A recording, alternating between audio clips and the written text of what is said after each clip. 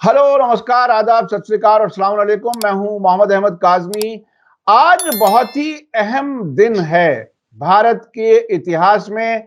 6 दिसंबर 6 दिसंबर 1992 को अयोध्या में बाबरी मस्जिद गिराई गई थी, ध्वस्त की गई थी। कुछ लोग कहते हैं ढांचा गिराया गया था, कुछ लोग कहते हैं मस्जिद को शहीद किया गया था।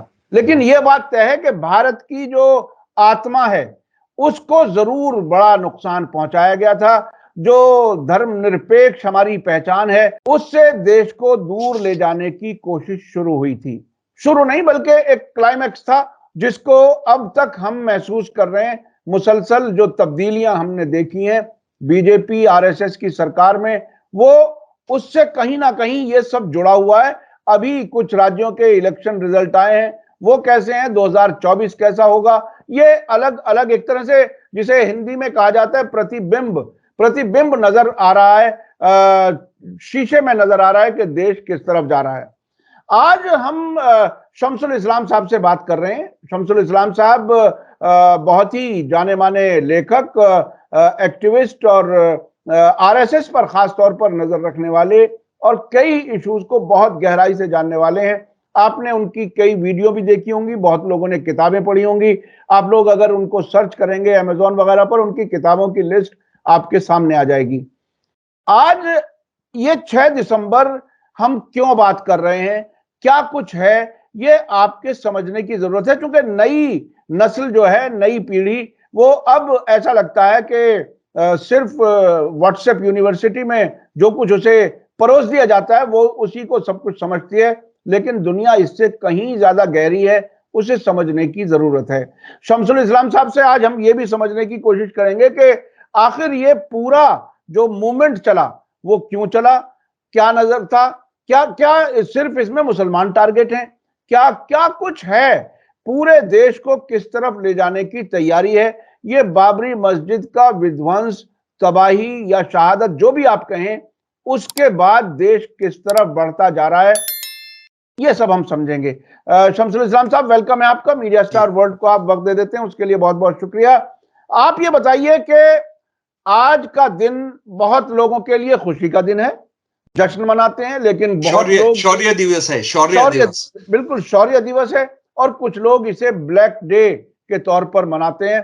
आप इसको किस तरह से देख रहे हैं, एक सोशल साइंटिस्ट के तौर पर, एक नजर रखने वाले के तौर पर, आप इसे किस तरह से देख रहे हैं?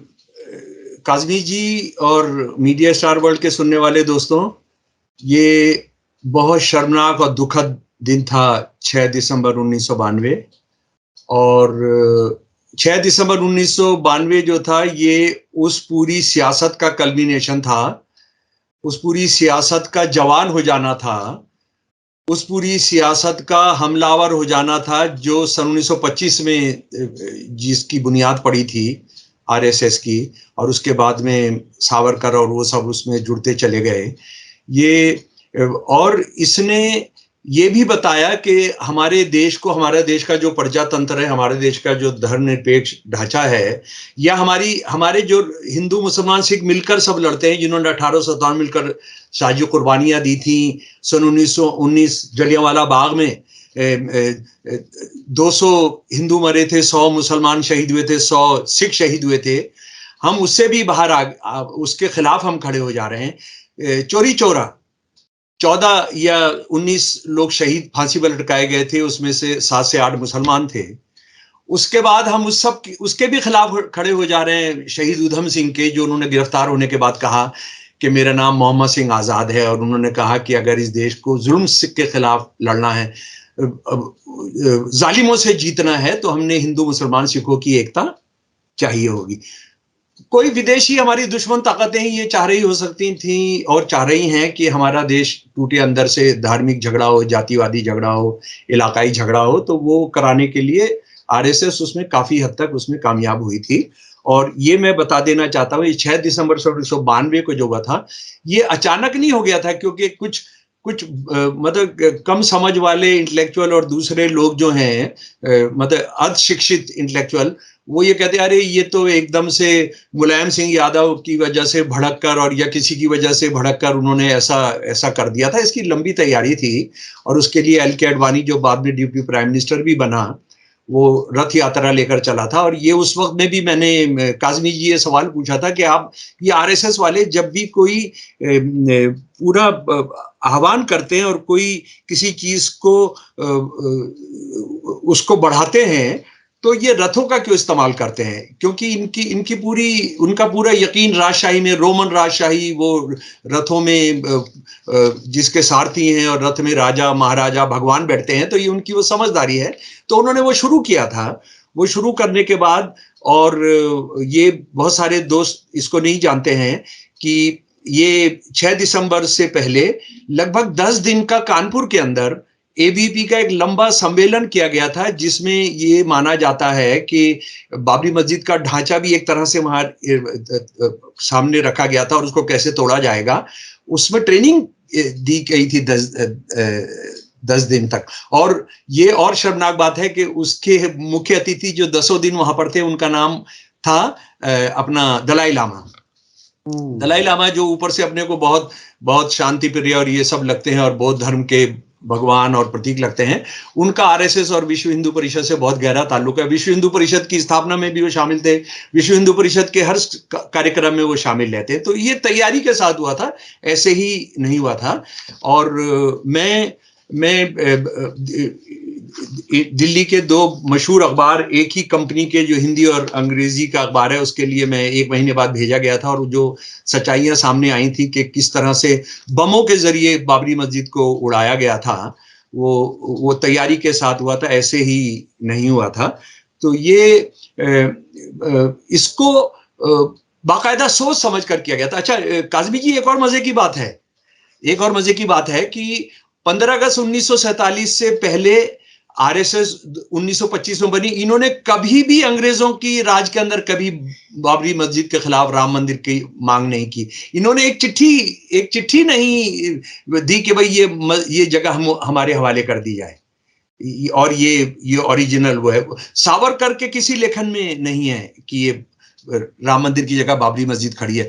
आरएसएस हिंदुत्व के किसी भी लेखक की कोई किताब आजादी से पहले की हमको बता दीजिए कि उसमें उन्होंने कहा कि भाई ये ऐसे मस्जिद बनाई गई है, तो वो नहीं था। ये असल में जब ये हिंदू राष्ट्र नहीं बन पाया, इन लोगों ने गांधी जी की हत्या कर दी और उनको लगा क्या किया जाए, तो इन्होंने गरमाने के लिए जो इश्यूज पैदा किए वो इश्यूज है। जैसे आप जानते हैं लव जिहाद 47 के बाद नहीं है, गौ हत्या से ये मुसलमान गायें खाते हैं, ये 47 के बाद नहीं है, ये इशू नहीं है ना।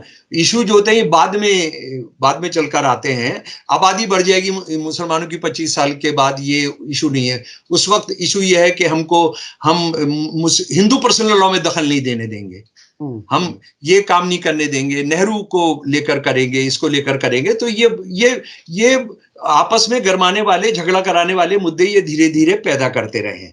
तो ये इस तरह से ही हमारे सामने आता है। अच्छा, अब देखिए, बात तो इस पर बहुत लंबी और मैं बहुत चीजों को लेकर बात कर सकता हूं, लेकिन मैं ये चाह रहा हूं कि हम जो साथी हैं वो एक बौद्धिक तौर पर इसको बौद्धिक तैयारी करें और हम ये जानना की कोशिश करते हैं कि मान लीजिए ये एक चीज है, ये ए है, इसका नाम ए है और ये ऐतिहासिक चीज है और इस इतिहास में लेकर इसको झगड़ा हो रहा है ना जी। वो बाबरी मस्जिद है, बाबरी मस्जिद को लेकर झगड़ा हो रहा है। अच्छा, उसके हमको 2 पहलू देने पड़ेंगे कि ये जो चीज है, जो बाबरी मस्जिद है, वो बाबरी मस्जिद के तारीख के सबूत क्या है। और तारीखी सबूत देखिए, और इसमें बहुत इंटरेस्टिंग बात है कि तारीखी सबूत जो है वो जिसको हिंदू नैरेटिव कहा जाता है, जिसको ये कहा जाता है कि हिंदुओं की मान्यता है, हिंदू ऐसा कहते हैं, उसको हम देखें। आप मुसलमान जो कहते हैं, कोई दूसरा क्या कहता है, उसको छोड़ दीजिए, अभी हिंदू क्या है। दूसरी बात यह है कानून क्या कहता है, न्यायपालिका क्या कहती है।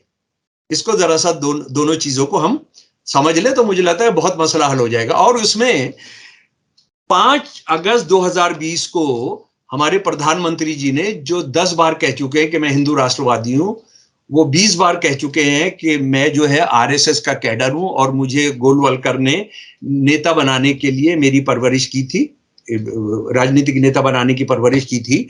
वो 5 अगस्त 2020 को शिलान्यास कर रहे हैं राम मंदिर का अयोध्या में जी। और ये और बात है कि हमारे देश में राष्ट्रपति होता है, सबसे बड़ा मुखिया, वो वहां पर मौजूद नहीं है, उसको बुलाया भी नहीं गया। वो शायद क्योंकि इस वजह से वो बहुजन थे, वो दलित थे, और वो एक ब्राह्मणिकल जो कर्म कांड हो रहा था उसमें वो गड़बड़ हो जाती। उसमें उन्होंने एक भाषण किया उन्होंने, मैं उस भाषण को आपको सुना रहा हूं दोस्तों। दुनिया भर के हिंदुओं की चिर प्रतिष्ठित अभिलाषा आखिरकार पूरी हुई। भगवान राम की जन्मभूमि जिसे नष्ट करने के लिए सैकड़ों साल से कोशिश की जा रही थी, आखिरकार वो मुक्त हो गई। मंदिर की नींव में जिस क्षण आधारशिला रखी जा रही थी, भारत में एक सुनहरा अध्याय लिखा जा रहा था। आज राम जन्मभूमि सदियों से चले आ रहे विध्वंस और पुनरुत्थान के चक्र से मुक्त हो गई। देखिए क्या कह रहे हैं हमारे मोदी जी, और कितना झूठ बोल रहे हैं। इसको सफेद झूठ बोलूं, काला झूठ बोलूं, जलालत से भरा हुआ झूठ बोलूं, क्या बोलूं, यानी ये बोल दिया उन्होंने सीधा का सीधा। और ये जो बने थे, ये जो कह रहे थे, इनको शिलान्यास का मौका मिला था सुप्रीम कोर्ट के जजमेंट के बाद उनको मौका मिला था, जो सुप्रीम कोर्ट का जजमेंट 9 नवंबर 2019 को दिया गया था। तो हम जरा सा न्यायपालिका ने क्या कहा था और ये कितना बड़ा झूठ बोल रहा था। ये सुप्रीम कोर्ट की अवहेलना कर रहा था, सुप्रीम कोर्ट का डिफेमेशन कर रहा था। डिफेमेशन का इस पर केस होना चाहिए। सुप्रीम कोर्ट का फैसला क्या है? सुप्रीम कोर्ट का फैसला है जो 5-6 लोगों की जज दिया गया था, और उसमें एक मुसलमान जो इन्होंने एक पालतू रखा हुआ था, जस्टिस नजीर, वो भी इसमें शामिल था, जो हमेशा हिंदुत्व का जैसा रहता था। और इसमें ये नहीं बताया गया जजमेंट में कि लिखा किसने, हालांकि जजमेंट लिखने वालों के नाम होता है आखिर में कि ये जजमेंट 5 बेंच की होती है, 7 जजेस की बेंच होती है, लेकिन जो जजमेंट लिखते हैं वो 1-2 ही लिखते हैं, उनका नाम रहता है, इसमें नहीं था।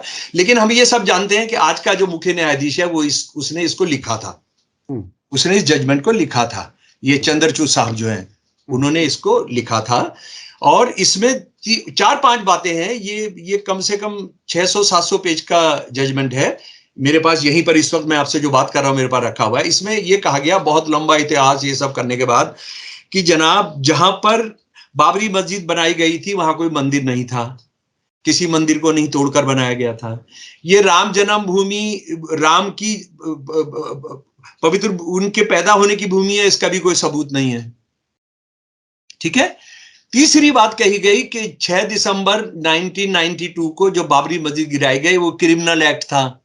वो क्रिमिनल एक्ट था, वो गुंडों ने और लफंगों ने जो गिराया वो क्रिमिनल एक्ट था, और उसकी उनको सजा मिलनी चाहिए, लेकिन वो सजा मिली नहीं। वो prime minister, deputy prime minister सब बने।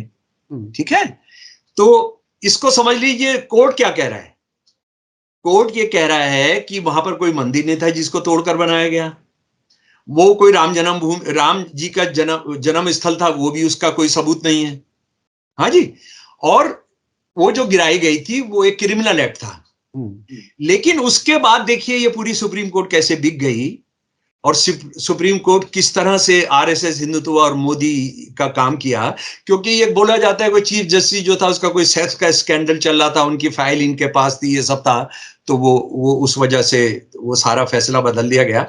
और ये सारे लोग भी कि वो वही मोदी साहब कह रहे हैं। हालांकि मोदी साहब ने 15 अगस्त 2014 को जो तकरीर दी थी पार्लियामेंट लाल किले से, उसमें कहा था कि मैं सारे धार्मिक झगड़ों को 10 साल का मैं चाहता हूं कि उसको आप 10 साल के लिए ठंडे बस्ते में रख दें। पर मोदी कितना झूठ बोलते हैं और जो बोल रहे होते हैं उसका उल्टा करते हैं। तो उन्होंने ये सुप्रीम कोर्ट के साथ करा लिया। और मेरा ये सीधा मानना है कि जो गुंडे, लफंगे, ये आग लगाने वाले, जो बम लेकर आए थे, जो तलवारें लेकर आए थे, जिन्होंने पूरा पुलिस जिनके साथ मिल गई थी, उन लोगों ने जो काम 6 नवंबर 1992 को नहीं कर पाए थे, यानी ध्वस्त तो कर दिया था लेकिन मस्जिद नहीं बना पाए थे, वो सुप्रीम कोर्ट ने करा दिया। यानी गुंडे, लफंगे, हत्यारे, बलात्कारी जो काम नहीं कर पाए वो सुप्रीम कोर्ट ने करा दी। और ये मैं आपको मैं ये बताना चाहता हूं मेरे प्यारे दोस्तों कि बाबरी मस्जिद के जो सो कॉल्ड कार सेवा थी, यानी किसी के घर पे कब्जा करना हो, किसी को आप मारना हो, किसी को लूटना हो, किसी को पीटना हो, तो आप उसको धर्म का नाम दे दें, कार सेवा कर दें, है ना। मैं जिहाद करने जा रहा हूं, इसके लिए किसी को हत्या करनी हो, आप कह दो मैं जिहाद करने जा रहा हूं। वो जिहाद करने के लिए उन्हें बामियान गिराया था। बामियान में जो बुद्धा की जो मूर्ति थी, जो बहुत खूबसूरत, दुनिया में अपनी तरह की इकलौती, तो वो भी जिहाद के नाम पर किया था। ये तालिबान ये थे, ये भी हिंदू तालिबान थे। तो अच्छा, उसमें जो एक बहुत इंपॉर्टेंट बात जो पता नहीं इस देश में चर्चा नहीं होती है, वहां पर एक बड़ा परिवार था, हैदर परिवार था, जो बहुत बड़े जमींदार थे अयोध्या के, और वो आरएसएस के साथ थे बहुत पुराने, और उन्होंने जमीन तक दी थी विश्व हिंदू परिषद को कि आप राम मंदिर बनेगा तो हमारे परिवार की तरफ से ये जमीन है। और वो माइनॉरिटी मोर्चा के अध्यक्ष भी थे। जब बाबरी मस्जिद को गिरा दी तो सबसे पहले हत्या इन कार सेवकों ने किसकी की थी? हुसनी वलायती हैदर की थी। ये कभी मत भूलिए। यानी ये उसी हैदर फैमिली से, हाँ, उसी के उस वक्त के मुखिया थे हुसनी विलायती हैदर।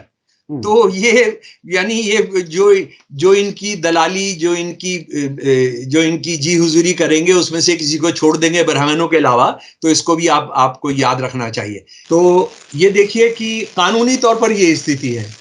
देश की सबसे बड़ी न्यायपालिका, दुनिया के सबसे बड़े प्रजातंत्र की न्यायपालिका ये कहती है ये मस्जिद किसी को तोड़कर नहीं बनाई गई थी, ये मस्जिद ने किसी का कब्जा नहीं किया था, इस मस्जिद को बनाने में कोई खून नहीं बहा था।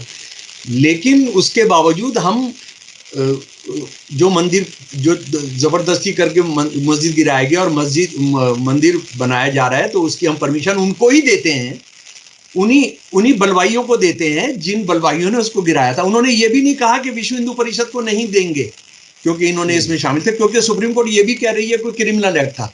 जिन क्रिमिनल्स ने गिराई थी उनको आपने कहा कि हम मंदिर वही बना लें, और वो बन रहा है। और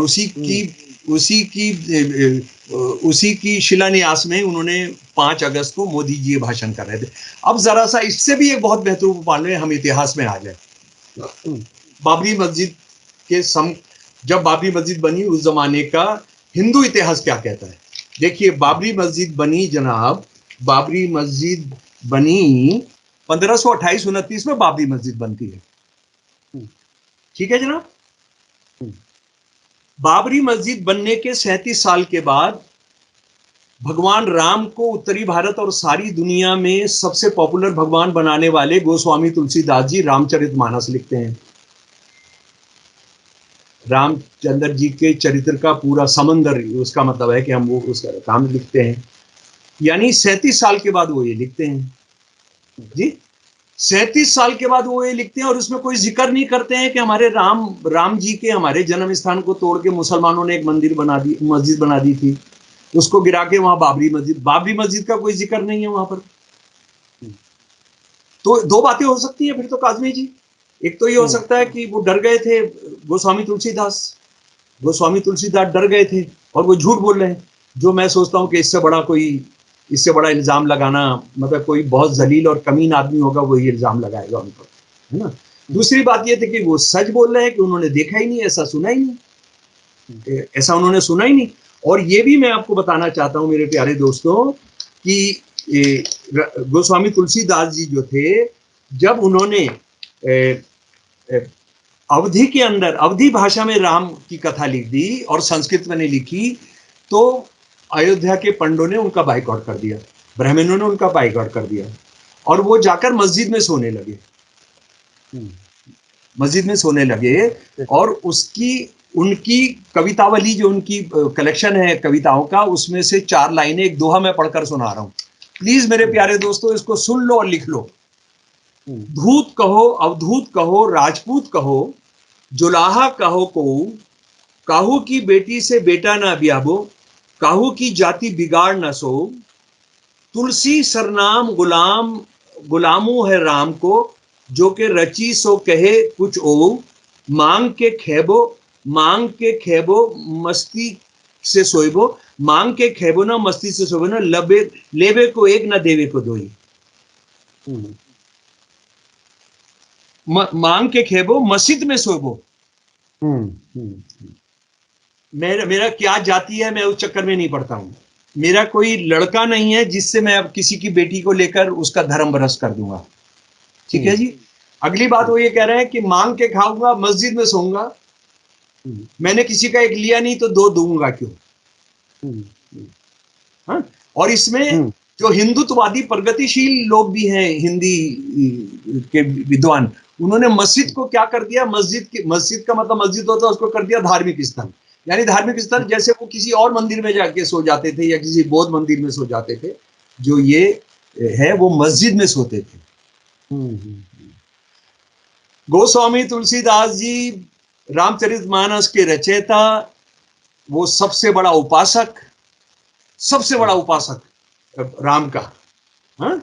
वो ये कह रहे हैं कि मैं मस्जिद में सो रहा हूं, और वो जिक्र नहीं कर रहे हैं कि बाबरी मस्जिद जो है गिराकर बनाई गई है। आरएसएस वाले ज्यादा जानते हैं, बीजेपी वाले ज्यादा जानते हैं, ये बिकी हुई सुप्रीम कोर्ट ज्यादा जानती थी, बिकी हुई सुप्रीम कोर्ट ज्यादा अच्छे तरीके से जानती थी। अच्छा, इसी संदर्भ में मैं आपको एक और बात बताना चाहता हूं। रामविलास वेदांती आरएसएस और हिंदुत्व के बहुत बड़े संत रहे हैं, और वो जो राम जन्मभूमि न्यास बनाया गया था, आरएसएस का एक जेबी संगठन था, ये उसके अध्यक्ष भी रहे। उन्होंने जनाब आउटलुक के एडिटर को इंटरव्यू देते हुए कहा, मैं अंग्रेजी में पढ़ देता हूं, उसका हिंदी भी बताऊंगा आपको। We will build a temple at Ram Janambhoomi even if Lord Rama says he was not born there. अगर आज भगवान राम भी आकर कह दें कि मैं उस जगह पर पैदा नहीं हुआ था, तब भी हम वहीं पर राम जन्मभूमि मंदिर बनाएंगे। और उसके बाद दूसरा आदमी जो ये रथ यात्रा लेकर निकला था, एल के अडवाणी का सुन लीजिए। It did not matter whether the historical Rama was actually born at the spot in Ayodhya. हमारे लिए अब इसका कोई मतलब नहीं है, कोई मायने नहीं है कि भगवान राम वहीं पैदा हुए थे जहां आज हम मंदिर बनाने जा रहे हैं। What mattered was that Hindus believed that he was born there. असली बात तो यह है कि अब हिंदू इस बात में विश्वास करते हैं कि राम जी वहां पैदा हुए थे। ठीक है भाई साहब, faith to precedence over history.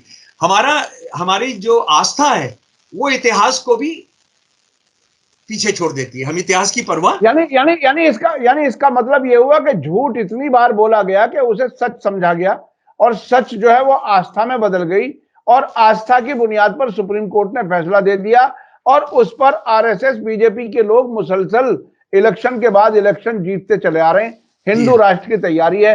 तो अब मैं थोड़ा सा ये समझना चाहता हूं कि आखिर क्या वाकई देश की कोई भी एक भलाई जो हिंदू राष्ट्र जिस तरह का ये बनाने की कोशिश कर रहे हैं, और जिस तरह के हिंदू राष्ट्र की तैयारी की जा रही है, जिसमें बेरोजगारी, महंगाई और जो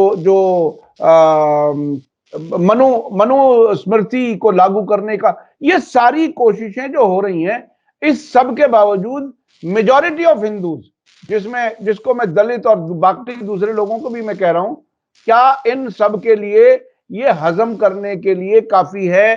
क्या अंधभक्ति इस हद तक होगी कि ये सब कुछ बर्दाश्त किया जाएगा और मान लिया जाएगा कि जो कुछ नहीं होगा। अगर आपका चुनाव से मतलब है, जो चुनाव के नतीजे हैं कांग्रेस और बीजेपी के, उसमें ज्यादा अंतर नहीं है। हालांकि कांग्रेस मध्य प्रदेश और राजस्थान में सॉफ्ट हिंदुत्व कर रही थी।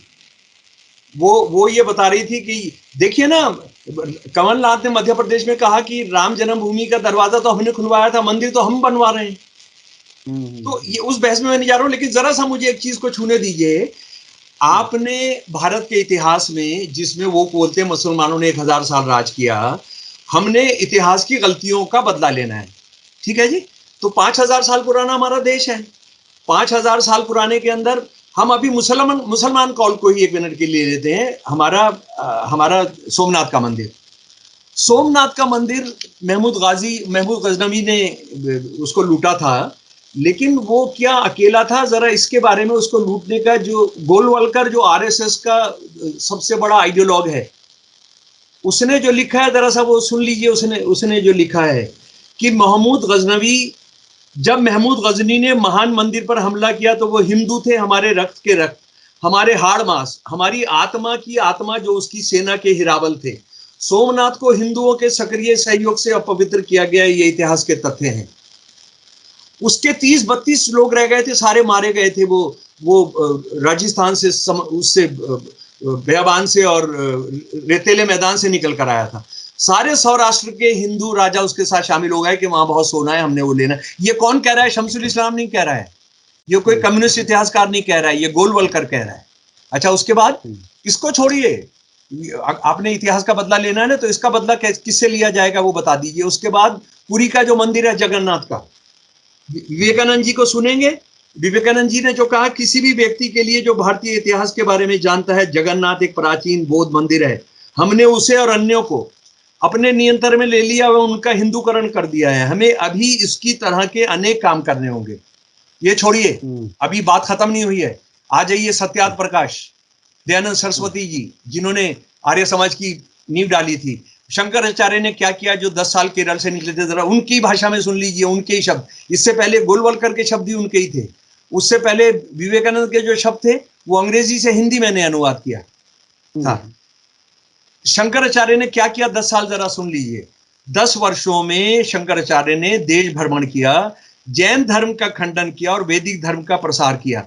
धरती में से जो भी खंडित मूर्तियां खोदकर निकाली जाती हैं, शंकर के काल में ही तोड़ी गई थी। और खुदाई के दौरान जहां अखंडित मूर्तियां यहां वहां निकलती हैं, तोड़े जाने के डर से जैनियों ने ही जमीन में गाड़ दी थी। कर लो, इतिहास का बदला लो, लेकिन इतिहास का बदला लो, ये शुरू करो। रावण कौन था? सीता जी का अपहरण करने वाला मुसलमान था। राम जी को परेशान करने वाला रावण मुसलमान था।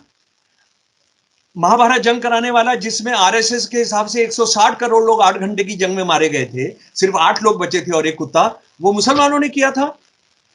द्रौपदी का कपड़ा मुसलमानों ने उसको नंगा किया था।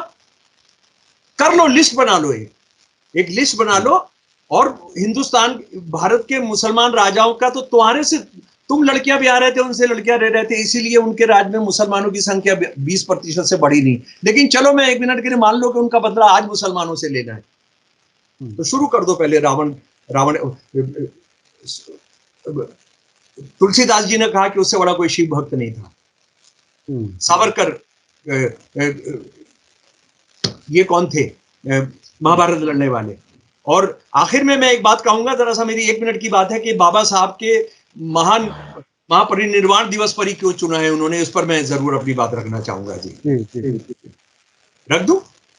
हाँ हाँ, बिल्कुल बिल्कुल बिल्कुल, आप बताइए। देखिए, एक खास बात यह है कि ये 6 दिसंबर का जो दिन उन्होंने तय किया था, वो बाबा साहब का जो दिसंबर 6 1956 को उनको महापरिनिर्वाण हुआ था, उनका देहांत हुआ था। और महापरिनिर्वाण का मतलब ये होता है कि वो इतने अच्छे काम करके गए थे कि उनकी मुक्ति हो गई, उनको अब कोई टेस्ट नहीं देना है। ठीक है, उसी दिन पर क्यों चुना गया, इसको समझना बहुत ज्यादा जरूरी है। बाबा साहब हिंदुत्व के खिलाफ, ब्राह्मणवाद के खिलाफ एक सारे देश और सारी दुनिया के एक प्रतीक सिंबलाइज करते हैं। उनकी याद इस देश के बहुजन न करें, ये देश न करे, उसको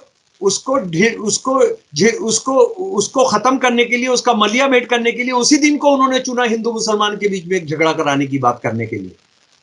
ये बाबा साहब के महत्व को उनको इंसल्ट करने के लिए, उनकी जो जान गई महापरिनिर्वाण को हल्का दिखाने के लिए इसको किया गया। और ये बाबा साहब के साथ हिंदुत्ववादी गुंडों ने, लफंगों ने पहली बार नहीं किया है।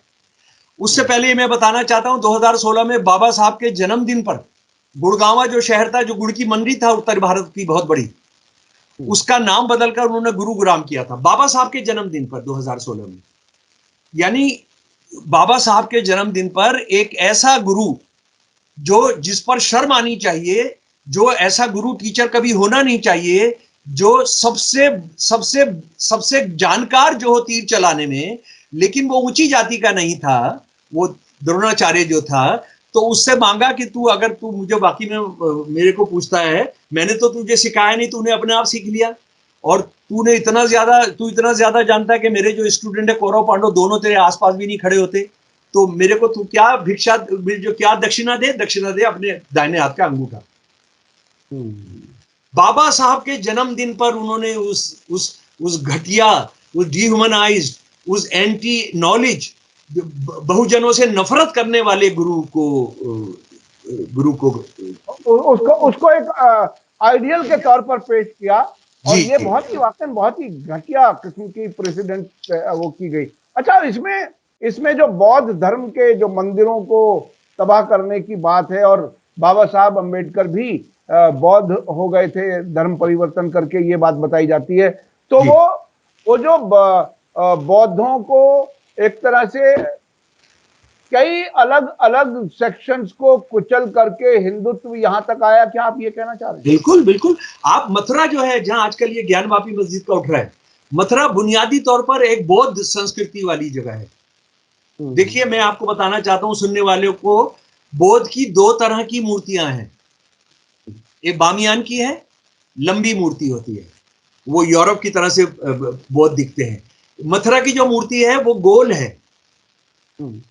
मैंने अपनी जिंदगी में कई बार किया है कि हम मथुरा जाते थे, मथुरा घूमने जाते थे, और हम किस लिए जाते थे कि मथुरा में जो आर्कियोलॉजिकल सर्वे ऑफ इंडिया का वहां उनका एक स्टेशन है, स्टेशन में जाके सुबह 20 रुपए में हम वो जो दबी हुई मूर्तियां निकली हैं, उस मूर्ति को वो उसका एक वो बना के दे देते हैं, कास्ट करके ना। 20 रुपए के अंदर वो आप शाम को वापिस आए, आपने ट्रेन लेनी है तो वो लेते हुए चले जाइए। मैं कितनी बार लेकर आया वहां से। सारी दुनिया में बौद्ध की दो तरह की मूर्तियां हैं जनाब। बौद्ध की दो तस्वीरें हैं, एक मथुरा वाली और एक बामियान वाली। और ये लोगों बहुत कम लोगों को मालूम है, ये बात बहुत कम लोगों को मालूम है जो जानते हैं ना। ये विराट नगर या जहां ये मोदी 10-12 बार चुनाव जीता है, आप जानते हैं वहां खुदाई में क्या निकल रहा है? खुदाई में सिर्फ बौद्ध मंदिर निकल रहे हैं, बौद्ध घर निकल रहे हैं। तो मोदी करे ना, वापिस करे उसको, वहां करे, वहां मंदिर बनवा रहा है वहां। लेकिन उसको बिल्कुल हिंदुत्व का रंग दे करके बदल दिया गया, उनके मंदिरों को भी। ये देखिए, मुसलसल दूसरे मजहबों, दूसरे नजरियात को कुचलते हुए चलते चलते यहां तक बात पहुंची कि अब जब इलेक्शन की जरूरत होती है तो दलित हिंदू होता है, और जब इलेक्शन खत्म हो जाती है तो वो शूद्र होता है। ये भी एक के बाद एक नहीं काज़मी साहब, वो सब खत्म हो गया है। अब तो सारे गरीब 81 करोड़ 5 किलो अनाज मिल रहा है। मोदी ने खुद मान लिया है कि मैंने इस देश का क्या करके रखा है। 81 करोड़ लोगों को 3 दिन पहले मोदी जी ने बताया है कि हम उनको अनाज दे रहे हैं। और उसके बाद कल के जो आंकड़े आ रहे हैं नेशनल क्राइम रिकॉर्ड ब्यूरो के, और जो बैंकों का पैसा डूबने के, यूपी इस वक्त औरतों के खिलाफ हिंसा में टॉप पर है, जहां राम मंदिर बन रहा है। जहां राम मंदिर बन रहा है, जहां रामराज का एक रामराज बन चुका। और जो पिछले 2023 के अंदर भारत के इतिहास में सबसे ज्यादा 3.5 लाख करोड़ रुपया अमीरों का बैंक के कर्जे माफ किए गए हैं। अमीरों के बैंक के कर्जे माफ करके उन्हें बड़ा आदमी बनाओ, गरीब को इतना ले आओ कि वो 80 करोड़ जो है वो 5 किलो अनाज पर 81 करोड़। पिछले साल तक वो 80 थे, मोदी जी ने 81 किया है या 82 किया है। हाँ, वो भी बड़ा अजीब खेल लगता है। सबूत कभी कोई कुछ नहीं देता, अपने सिर्फ आंकड़े बताए जाते हैं। नहीं मालूम इसका तो कोई सरकार ही, कोई सरकार आए वो जांच करके बताएगी शायद कभी। अगर आपने सबको भिखारी बना देना है, और भिखारी बन के मैं बादशाह बन के टोपा लगा के आऊंगा और कहूंगा ये मैंने दिया है, मैंने औरंगजेब हूं, मैं अकबर हूं, मैं रावण हूं, मैंने दिया है, मैं ही तुम्हें जिंदा रख सकता हूं, मेरे अलावा तुम्हें कोई जिंदा नहीं रख सकता है। तो बिल्कुल वो उसी लाइन पर आगे ले जाने की कोशिश है। बहुत बहुत शुक्रिया शमसुल इस्लाम साहब, आपसे बात करने में बहुत से नए नए फैक्ट्स और भगवान बौद्ध के जो आपने वो बताया कि 2 अलग अलग किस्म की स्टैचू हैं, वो मेरे ख्याल से हमारे जानने वालों के लिए बिल्कुल नई इंफॉर्मेशन है। और अंबेडकर जी के जो डेथ एनिवर्सरी है, उसी पर उन्होंने अयोध्या और गुरुग्राम दोनों जगह उसी दिन ऐसी कार्रवाई की, गुरुग्राम जन्मदिन जी उनके गुरुग्राम जन्मदिन पर, और 6 दिसंबर उनके मृत्यु का दिन, जी आत्मनिर्माण के उस पर, तो उनकी शख्सियत को कमजोर करने की कोशिश। बहरहाल बहुत बहुत शुक्रिया शमसुल इस्लाम साहब, आप हमें वक्त दे देते हैं उसके लिए शुक्रिया। इसी के साथ मुझे दीजिए इजाजत। धन्यवाद, शुक्रिया। जय भारत, जय हिंद। मीडिया स्टार वर्ल्ड के और वीडियो देखने के लिए हमारे चैनल को सब्सक्राइब करें और सीधे नोटिफिकेशन पाने के लिए बेल आइकन दबाएं। और अगर हमारी खबर सच्ची और अच्छी लगे तो अपने व्हाट्सएप, इंस्टाग्राम, फेसबुक और ट्विटर अकाउंट पर ज़रूर शेयर करें।